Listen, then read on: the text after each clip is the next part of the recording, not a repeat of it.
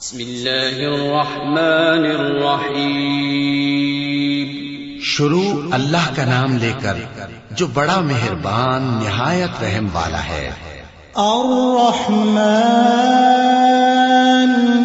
علم القرآن خلق الانسان علمه البیان۔ وہ جو نہایت مہربان ہے اسی نے قرآن کی تعلیم فرمائی، اسی نے انسان کو پیدا کیا، اسی نے اس کو بولنا سکھایا۔ الحمدللہ نحمده ونستعینه ونستغفره ونؤمن به ونتوکل علیہ ونعوذ باللہ من شرور انفسنا ومن سیئات اعمالنا من يهده الله فلا مضل له ومن يضلله فلا هادي له وأشهد أن لا إله إلا الله وحده لا شريك له وأشهد أن محمدا عبده ورسوله أرسله بالحق بشيرا ونذيرا وداعيا إلى الله بإذنه وسراجا منيرا أما بعد فإن أحسن الحديث كتاب الله وخير الهدي هدي محمد صلى الله عليه وسلم وشر الأمور محدثاتها وكل محدثة بدعة وكل بدعة ضلالة وكل ضلالة في النار۔ يا أيها الذين آمنوا اتقوا الله حق تقاته ولا تموتن إلا وأنتم مسلمون۔ يا أيها الناس اتقوا ربكم الذي خلقكم من نفس واحدة وخلق منها زوجها وبث منهما رجالا كثيرا ونساء واتقوا الله الذي تساءلون به والأرحام إن الله كان عليكم رقيبا۔ يا أيها الذين آمنوا اتقوا الله وقولوا قولا سديدا يصلح لكم أعمالكم ويغفر لكم ذنوبكم ومن يطع الله ورسوله فقد فاز فوزا عظيما۔ أما بعد، محترم حاضرین جمعہ، اللہ رب العالمین کا شکر اور اس کا احسان ہے کہ اس نے اپنی مہربانی سے ہم لوگوں کی ہدایت اور رہنمائی کے لیے اپنے پیغمبروں میں سے سب سے افضل اور سب سے بہترین رسول محمد الرسول اللہ صلی اللہ علیہ وسلم کو مبعوث فرمایا۔ آپ صلی اللہ علیہ وسلم ہر اعتبار سے مکمل تھے۔ اللہ تبارک و تعالی نے آپ کو کامل پیدا فرمایا تھا، تو رسول اللہ صلی اللہ علیہ وسلم جو دین لے کر آئے وہ دین بھی اللہ رب العالمین کی مہربانی اور اللہ رب العالمین کے احسان سے مکمل دین ہے۔ اس دین میں اللہ تبارک و تعالی نے ذرہ برابر بھی کوئی گنجائش باقی نہیں رکھی ہے۔ دین اسلام ہم بندوں کا دین ہو جائے، اس بات سے ہمارا رب راضی اور خوش ہے۔ اللہ فرماتا ہے وَرَضِيتُ لَكُمُ الْإِسْلَامَ دِينًا، تمہارا دین اسلام رہے، اس بات سے میں راضی ہو گیا ہوں۔ تو میرے محترم بھائیو، جو دین اللہ تبارک و تعالی نے ہم انسانوں کی ہدایت کے لیے چنا ہے وہ دین مکمل اور سب سے احسن اور سب سے افضل دین ہے۔ اسی لیے جو کوئی شخص دین اسلام کے سوا کسی اور مذہب، کسی اور دین کی اتباع کرنا چاہے وہ اللہ کا یہ فرمان سن لے وَمَن يَبْتَغِ غَيْرَ الْإِسْلَامِ دِينًا فَلَن يُقْبَلَ مِنْهُ وَهُوَ فِي الْآخِرَةِ مِنَ الْخَاسِرِينَ۔ جو اسلام سے ہٹ کر کوئی اور مذہب چنے، جو اسلام کے علاوہ کسی اور مذہب کی پیروی کرنا چاہے، اس سے یہ بات ہرگز قبول نہیں کی جائے گی، اور ایسا کرنے والا آخرت میں نقصان اٹھانے والوں میں سے ہوگا۔ تو میرے محترم بھائیو، دین اسلام سب سے بہتر دین ہے، دین اسلام اللہ کا پسندیدہ دین ہے۔ اس کے علاوہ کسی اور مذہب کی اتباع، کسی اور دین کی پیروی اللہ تبارک و تعالیٰ کو پسند نہیں ہے، بلکہ اللہ کے رسول صلی اللہ علیہ وسلم نے اہل اسلام کو مسلمانوں کو، اسلام کو ماننے والوں کو جگہ جگہ پر اس بات کی ترغیب دیتے ہیں اور اس بات کی تنبیہ بھی کرتے ہیں کہ مسلمان اسلامی تعلیمات پر عمل کریں، اہل اسلام سے ہٹ کر غیر مسلموں کی روش پر چلنے سے اپنے آپ کو روکے رکھیں۔ نبی کریم صلی اللہ علیہ وسلم نے کئی مقامات پر بالخصوص یہود اور نصارہ، یہودیوں اور نصرانیوں کی روش پر چلنے سے منع فرمایا، بلکہ یہاں تک آپ نے فرما دیا من تشبہ بقوم فہو منہم، جو شخص کسی قوم اور ملت کی مشابہت اختیار کر لیتا ہے، جو کسی قوم اور ملت کے طریقے پر چلنے کی کوشش کرتا ہے، وہ سن لے کہ وہ اسی ملت اور اسی طریقے کا ہو کر رہ جائے گا۔ تو میرے محترم بھائیو، نبی کریم صلی اللہ علیہ وسلم نے عبادات، معاملات، ہر قسم کی چیزوں میں یہود اور نصارہ کی آپ نے مخالفت کا حکم دیا۔ آپ صلی اللہ علیہ وسلم نے عاشورہ محرم کا روزہ رکھا۔ یہود کی مخالفت کے بارے میں رسول اللہ صلی اللہ علیہ وسلم نے فرمایا کہ اگر اگلے سال تک میں زندہ رہوں گا تو یہود کی مخالفت میں 9ویں اور 10ویں دونوں دن کا روزہ رکھوں گا تاکہ یہود کی مخالفت ہو سکے۔ اسی طریقے سے اللہ کے رسول صلی اللہ علیہ وسلم زندگی کے تمام معاملات کے اندر یہود و نصارہ کی مخالفت کو پسند فرمایا کرتے تھے۔ آپ کو یہ بات ہرگز پسند نہیں تھی کہ کوئی شخص یہود اور نصارہ کے طریقے پر چلے، عاجم کے طریقے پر چلے، ان لوگوں کے طریقے پر چلے جو دین اسلام سے دور اور دین اسلام سے ہٹے ہوئے ہیں۔ تو میرے محترم بھائیو، یہ چیزیں ان معاملات میں ہیں جو در حقیقت جائز ہیں۔ روزہ رکھنا مثلا جائز ہے، لیکن اللہ کے رسول صلی اللہ علیہ وسلم نے یہود کی مخالفت میں ایک روزے کے بجائے 2 روزوں کا آپ نے حکم دیا۔ آپ صلی اللہ علیہ وسلم نے سحری اور افطار کے بارے میں فرمایا کہ یہود سحری جلدی کرتے ہیں، تم لوگ سحری میں تاخیر کرو، آخری وقت میں سحری کرو۔ یہود افطار میں دیر کرتے ہیں، تم لوگ ان کی مخالفت میں سورج غروب ہونے کے فوراً بعد افطار کر لیا کرو۔ تو میرے محترم بھائیو، وہ چیزیں جو در حقیقت جائز ہیں اس میں اللہ کے رسول صلی اللہ علیہ وسلم نے یہود و نصارہ کی مخالفت کا حکم دیا، تو ایسی چیزوں میں ان کی مخالفت کیسی ہونی چاہیے جو در حقیقت حرام اور ناجائز ہے۔ تو میرے محترم بھائیو، امام ابن القیم رحمۃ اللہ علیہ یہود و نصارہ کی مخالفت کے بارے میں بیان کرتے ہوئے فرماتے ہیں کہ رسول اللہ صلی اللہ علیہ وسلم اپنی امت کو حکم دیتے ہیں کہ اگر کسی کے سر یا داڑھی میں سفید بال آ جائیں تو اس کو رنگ لیا کریں، کالے رنگ سے بچا کریں اور یہود اور نصارہ کی مخالفت کریں۔ اللہ کے رسول صلی اللہ علیہ وسلم نے ان لوگوں کو، ان مسلمانوں کو جن کے بال سفید ہو جائیں، ترغیب دیتے ہیں، آپ رہنمائی فرماتے ہیں کہ یہود اور نصارہ کی مخالفت میں اپنے بالوں کو رنگ لو لیکن کالے رنگ سے بچو۔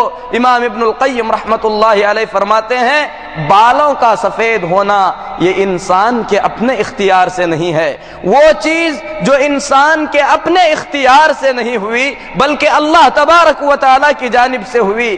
ایسے معاملے میں بھی اگر شریعت یہود و نصارہ کی مخالفت کا حکم دیتی ہے تو وہ چیزیں جو انسان کے اپنے اختیار میں ہوں ان کی مخالفت بدرج اولا سخت ہو جائے گی۔ تو میرے محترم بھائیو، آج ہم لوگ جس ماحول میں جی رہے ہیں، انگریزی کا جو مہینہ ہمارے سامنے ہے، عام طور پر پوری دنیا میں لوگ اس مہینے کے 1-2 دن تک جھوٹ بولنے کو جائز سمجھتے ہیں۔ جو لوگ جھوٹ بولتے ہیں ان پر اللہ کی لعنت ہے۔ نبی کریم صلی اللہ علیہ وسلم نے واضح الفاظ میں بیان فرما دیا کہ جو لوگ جھوٹ بولتے ہیں ایسے لوگوں پر اللہ کی لعنت ہے۔ میرے محترم بھائیو، جھوٹ کوئی معمولی گناہ نہیں ہے، جھوٹ کوئی چھوٹا گناہ نہیں ہے، بلکہ جھوٹ بڑے گناہوں میں سے ایک بڑا گناہ ہے۔ اللہ کے رسول صلی اللہ علیہ وسلم امت کو ترغیب دیتے ہیں کہ سچ بولو، ہمیشہ سچائی پر قائم رہو، یہاں تک کہ جو آدمی سچ بولتا ہے اسے سچ بولنے کی عادت ہو جاتی ہے، اس کا نام سچوں میں شمار کیا جاتا ہے۔ آدمی جھوٹ بولتا ہے، جھوٹ بولنے کی جرأت اسے پیدا ہوتی ہے، یہاں تک کہ جھوٹ بولتا جاتا ہے اور اس کا نام جھوٹوں میں لکھ دیا جاتا ہے۔ تو میرے محترم بھائیو، دن مہینہ چاہے اپریل کا ہو چاہے کوئی اور مہینہ ہو، جھوٹ بہرحال جھوٹ ہے۔ شریعت اسلامیہ کے اندر جھوٹ کی ہرگز اجازت نہیں دی گئی ہے۔ اللہ تبارک و تعالی نے اپنے بندوں کو حکم دیا کہ تم لوگ سچوں میں سے ہو جاؤ، کونوا مع الصادقین، سچے لوگوں کے ساتھ ہو جاؤ۔ تو میرے محترم بھائیو، یہ زبان جو انسان کے منہ میں ہے ایک چھوٹا سا عضو ہے، ایک چھوٹا سا ٹکڑا ہے، لیکن اس ٹکڑے کی حفاظت کر کے آدمی اللہ تبارک و تعالیٰ کی جنتوں کا مستحق بن سکتا ہے۔ نبی کریم صلی اللہ علیہ وسلم کے اس عظیم فرمان پر غور کرو۔ رسول اللہ صلی اللہ علیہ وسلم فرماتے ہیں، کون ہے جو مجھے اپنی زبان اور اپنے شرمگاہ کی حفاظت کی ضمانت دے دے، اس بات کا عہد دے دے کہ وہ اپنی زبان کو غلط استعمال نہیں کرے گا، اپنی شرمگاہ کو غلط جگہ پر استعمال نہیں کرے گا، میں ایسے آدمی کے لیے جنت کی ضمانت دیتا ہوں۔ تو میرے محترم بھائیو، یہ زبان اللہ تبارک و تعالیٰ کی نعمتوں میں سے ایک عظیم نعمت ہے۔ اللہ تبارک و تعالیٰ نے زبان عطا فرمایا۔ قرآن مجید کے اندر اللہ تبارک و تعالیٰ نے اس نعمت کا ذکر بھی فرمایا کہ ہم نے انسان کی دو آنکھیں بنائی، ہونٹ بنائے، زبان بنائی۔ اس زبان سے انسان اللہ تبارک و تعالیٰ کی عبادت، اللہ تبارک و تعالیٰ کی فرما برداری کر کے جنت کے اعلیٰ درجات، اعلیٰ مراتب کا مستحق بن سکتا ہے۔ یہی وہ زبان ہے جس سے کلمہ لا الہ الا اللہ کا اقرار کر کے آدمی کافر سے مومن بن جاتا ہے۔ یہی وہ زبان ہے جس زبان سے آدمی کفر کا کلمہ نکال کر اسلام کے دائرے سے نکل کر کفر کے دائرے میں شامل ہو جاتا ہے۔ میرے محترم بھائیو، یہی وہ زبان ہے جس زبان سے بہت ساری نیکیاں جنم لیتی ہیں۔ یہی وہ زبان ہے جس سے آدمی اللہ کا ذکر کر سکتا ہے، تسبیح و تحمید کر سکتا ہے، اللہ کی بڑائی بیان کر سکتا ہے، اللہ کے بھٹکے ہوئے بندوں کو اللہ تبارک و تعالیٰ کی سیدھی راہ دکھا سکتا ہے۔ یہی وہ زبان ہے جس زبان سے آدمی غیبت کر سکتا ہے، وہ غیبت جس کے بارے میں رب العالمین نے فرمایا کہ جو لوگ غیبت کرتے ہیں اللہ تبارک و تعالیٰ ان لوگوں کی مثال دے کر فرماتا ہے، ان لوگوں کو غیبت سے ڈراتے ہوئے فرماتا ہے، اَيُحِبُّ أَحَدُكُمْ أَن يَأْكُلَ لَحْمَ أَخِيهِ مَيْتًا فَكَرِهْتُمُوهُ، کیا تم میں سے کسی کو یہ بات پسند ہے کہ اپنے مرے ہوئے بھائی کا گوشت کھائے؟ ہرگز اس چیز کو پسند نہیں کرو گے۔ جو آدمی کسی کے پیٹھ کے پیچھے کسی کی حقیقی برائی کو بیان کرتا ہے، ایسا آدمی غیبت خور ہے، غیبت کرنے والا ہے، اور غیبت کرنے والا حقیقت میں اپنے مرے ہوئے بھائی کے گوشت کے کھانے کے برابر ہے۔ یہی وہ زبان ہے جس سے آدمی چغلی کھاتا ہے۔ رسول اللہ صلی اللہ علیہ وسلم اسی چغل خور کے بارے میں فرماتے ہیں کہ وہ کبھی جنت میں نہیں جائے گا۔ یہی وہ زبان ہے میرے محترم بھائیو جس زبان سے انسان گالی گلوچ کرتا ہے، جس کے بارے میں رسول اللہ صلی اللہ علیہ وسلم فرماتے ہیں مومن نہ تو لعن طعن کرتا ہے اور نہ تو مومن کی زبان سے گندی گالیاں نکلتی ہیں۔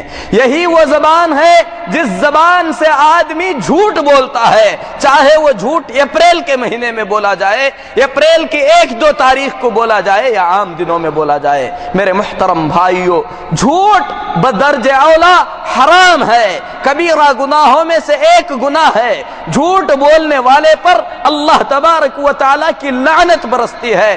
اللہ تبارک و تعالیٰ نے جھوٹوں پر لعنت اتاری ہے۔ یہ جھوٹ کبھی بھی جائز نہیں ہو سکتا۔ اللہ کے رسول صلی اللہ علیہ وسلم فرماتے ہیں کہ خلاف واقع جھوٹ بات بولنا یہ مومن کے لیے جائز نہیں ہے، لیکن کچھ مقامات ایسے ہیں جن مقامات پر جھوٹ کہنے سے کسی کا نقصان نہیں ہوتا بلکہ فائدہ ہوتا ہے، تو ان مقامات میں وہ محدود اور گنتی کے مقامات ہیں، ان مقامات میں جو ہے جھوٹی بات بولی جا سکتی ہے۔ مثال کے طور پر 2 آدمیوں کے درمیان اگر نفرت پیدا ہو چکی ہے، پھر اس کے بعد ایک آدمی نے ان دونوں کے درمیان اصلاح کرنے کے خاطر، ان دونوں کے درمیان مودت اور محبت پیدا کرنے کے خاطر کچھ ایسی باتیں کہہ دیا جو اس کے بھائی نے اس کی تعریف میں نہیں کہے ہیں. مثال کے طور پر اس کے ساتھی کے پاس جا کر کہے کہ تمہارا ساتھی تو تمہاری تعریف کر رہا تھا، اور دوسرے کے پاس بھی یہی کہے کہ آپ کا ساتھی آپ کی تعریف کر رہا تھا، تاکہ ان دونوں کے درمیان الفت اور محبت پیدا ہو جائے، بھائی چارگی واپس لوٹ آئے تو شریعت اس کی اجازت دیتی ہے. اسی طریقے سے آدمی اپنی بیوی کے لیے کوئی چیز خریدے پھر اس کے بعد اس سے جھوٹ بولے تو بیوی کو راضی کرنے کے لیے شریعت اس کی اجازت دیتی ہے.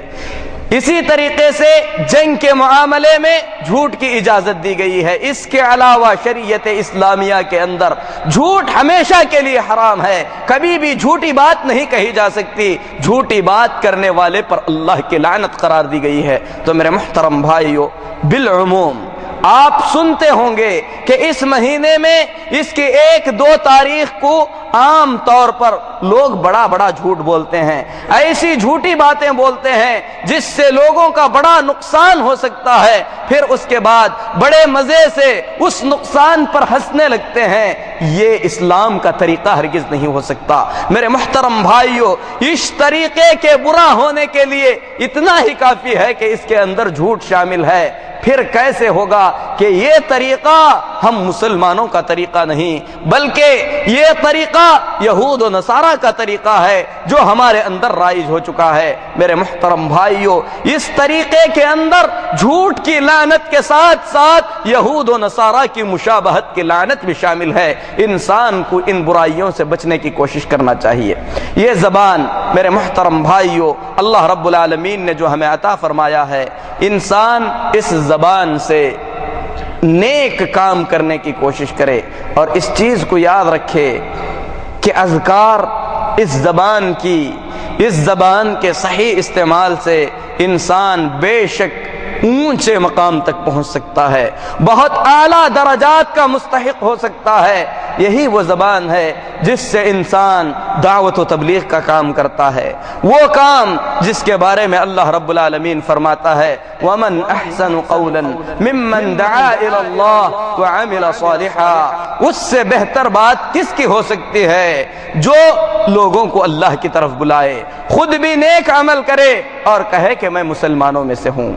یہی وہ زبان ہے جس زبان کے استعمال سے انسان جنت میں پودے لگا سکتا ہے. ابراہیم علیہ السلام نے اسراء اور معراج میں رسول اللہ صلی اللہ علیہ وسلم سے ملاقات کی. ملاقات کے بعد رسول اللہ صلی اللہ علیہ وسلم سے ابراہیم علیہ السلام نے کہا کہ اے محمد صلی اللہ علیہ وسلم، آپ اپنی امت کو میرا سلام سنا دیجئے اور یہ بھی بتلا دیجئے کہ جنت ایک چٹیل میدان کے مانند ہے جس کی مٹی بہت ہی زیادہ زرخیز ہے، جو بہت ہی بہترین پودے اگا سکتی ہے. جسے جنت میں پودے اگانے کی خواہش ہے وہ جنت میں پودے اگائے. جو شخص لا الہ الا اللہ کہے گا اس کے لیے جنت میں ایک پودا اگایا جائے گا. جو شخص سبحان اللہ کہے گا اس کے لیے جنت میں پودا اگایا جائے گا. جو شخص اللہ اکبر کہے گا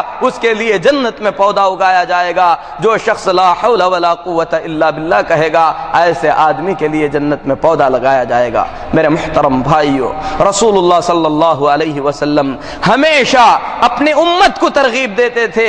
آپ صلی اللہ علیہ وسلم فرمایا کرتے تھے لا یزال لسانک رطبا من ذکر اللہ. اللہ کے ذکر سے ہمیشہ تمہاری زبان تر و تازہ ہونی چاہیے، ہمیشہ تمہاری زبان پر اللہ کا ذکر ہونا چاہیے. رسول اللہ صلی اللہ علیہ وسلم کا کیا مقام ہے، کیا مرتبہ ہے. صحابہ فرماتے ہیں کہ آپ صلی اللہ علیہ وسلم مجلس میں بیٹھتے، صحابہ گنتی کرتے، ایک ہی مجلس میں رسول اللہ صلی اللہ علیہ وسلم کی زبان مبارک سے 100 مرتبہ استغفر اللہ نکلتا تھا. آپ صلی اللہ علیہ وسلم ایک مجلس میں 100 سے زیادہ مرتبہ استغفار کیا کرتے تھے. میرے محترم بھائیو، ہم اپنی زبانوں کا جائزہ لیں.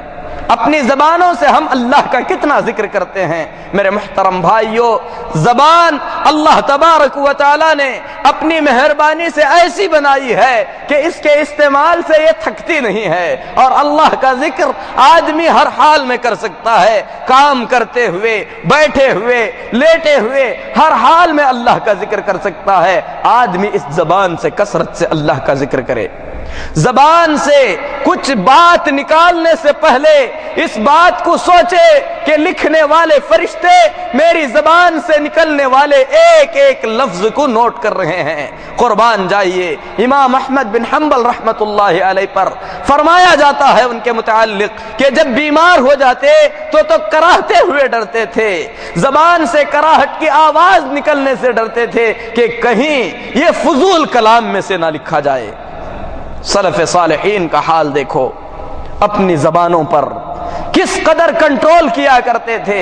صدیق اکبر رضی اللہ تعالیٰ عنہ، جن کی تعریف رب ذوالجلال نے قرآن مجید میں کی، اپنی زبان کو پکڑ کر گھسیٹتے تھے، کہتے تھے کہ یہی تو ہے جس کی وجہ سے لوگوں کو جہنم میں ڈالا جائے گا۔ میرے محترم بھائیو، رسول اللہ صلی اللہ علیہ وسلم کی اس وصیت کو ہمیشہ اپنے ساتھ رکھو کہ مومن جب بات کرے تو اچھی بات کرے، اگر اچھی بات کرنے کی اس کے اندر سکت نہیں ہے تو خاموش رہے۔ آدمی اپنی زبان سے بیجا باتیں نہ کرے، فضول باتیں نہ کرے، گالی گلوچ، جھوٹ، غیبت، چغلی، یہ ساری کی ساری چیزیں تو بڑے گناہوں میں سے ہیں۔ فضول کلام، فضول باتیں، شریعت اس پر بھی آپ کو پابند کرنا چاہتی ہے۔ ایک مومن جب اپنی زبان سے کلمات کہتا ہے تو میرے محترم بھائیو، اس کے کلمات سے کسی کا فائدہ ہوتا ہے یا اس کا فائدہ ہوتا ہے، وہ فضول کی باتیں نہیں کرتا۔ ہماری عام طور پر مجلسوں میں زبان کے متعلق پائی جانے والی جو برائیاں ہیں، ان برائیوں میں سے ہم مذاق میں جھوٹ بولتے ہوئے جھجکتے نہیں ہیں۔ میرے محترم بھائی، جھوٹ نہ مذاق میں درست ہے نہ جدیت کے ساتھ درست ہے۔ انسان کو اپنی زبان پر ہمیشہ کنٹرول رکھنا چاہیے۔ مذاق میں بھی شریعت اسلامیہ کے اندر جھوٹ بولنے کی اجازت نہیں دی گئی ہے، اسی لیے ایک مجمع بیٹھ جائے، لطیفے سنا کر ہنستے رہیں، اس قسم کی حرکتوں سے ہمیں پرہیز کرنا چاہیے۔ اللہ کے رسول صلی اللہ علیہ وسلم بیکار کے بحث اور مباحثے سے ڈراتے ہوئے فرماتے ہیں، جو آدمی حق پر رہتے ہوئے بھی اس کا حق ہے، اس کے باوجود بھی اپنے کسی مومن بھائی سے اس کے متعلق بیکار کی بحث مباحثے سے بچتا رہے تو ایسے آدمی کے لیے جنت کے درمیانی حصے میں ایک محل کی میں ضمانت دیتا ہوں۔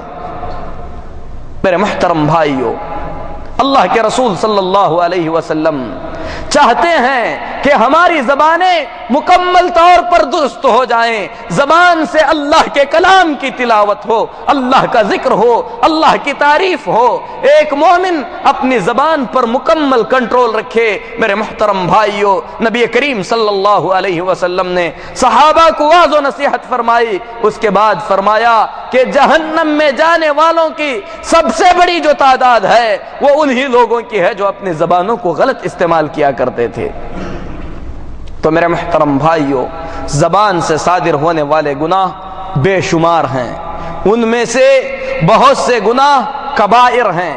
کبیرہ کہتے ہیں اس گناہ کو جس کو شریعت اسلامیہ کے اندر بڑا گناہ قرار دیا گیا ہے، جس پر اللہ کی لعنت یا اللہ کی طرف سے کوئی وعید یا کوئی بڑی سزا سنائی گئی ہے۔ اور انہی گناہوں میں سے ایک گناہ میرے محترم بھائیو، کسی پاک دامن مرد یا عورت پر تہمت لگانا ہے۔ کسی پاک دامن مرد یا کسی پاک دامن عورت پر تہمت لگانا، یہ ان گناہوں میں سے ہے جس کے مرتکب کو، جس گناہ کے کرنے والے کو اللہ تبارک و تعالی نے فاسق قرار دیا اور یہ فرمایا کہ ایسا کرنے والے آدمی کی گواہی اسلامی معاشرے کے اندر ہرگز قبول نہیں کی جائے گی۔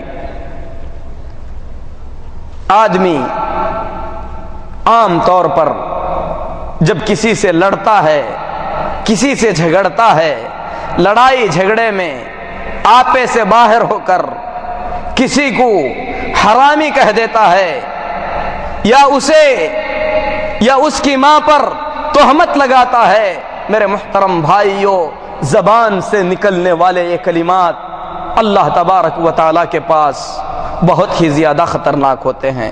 اللہ تبارک و تعالیٰ سورہ نور کی ابتدا زنا کے جرم کو بیان کرنے کے بعد اللہ تبارک و تعالیٰ نے ان لوگوں کے جرم کو بیان فرمایا جو پاک دامن مومنہ عورتوں پر تہمت لگاتے ہیں۔ اللہ تبارک و تعالیٰ نے فرمایا جو کسی پاک دامن عورت پر تہمت لگائے اسے 4 گواہ پیش کرنے ہوں گے، اگر 4 گواہ ایسا آدمی پیش نہیں کر سکے گا تو اسے 80 کوڑے مارے جائیں گے، اور اس کی شہادت اور گواہی اس وقت تک قبول نہیں کی جائے گی یہاں تک کہ وہ توبہ کرے، نیک اعمال کرے، لوگوں کو یقین ہو جائے کہ اس قسم کے کرتوتوں سے باز آ چکا ہے۔ میرے محترم بھائیوں، اسلام آیا ہے اس لیے تاکہ انسانوں کے خون کی حفاظت ہو، انسانوں کے دین کی حفاظت ہو، انسانوں کی عزت اور آبرو کی حفاظت ہو۔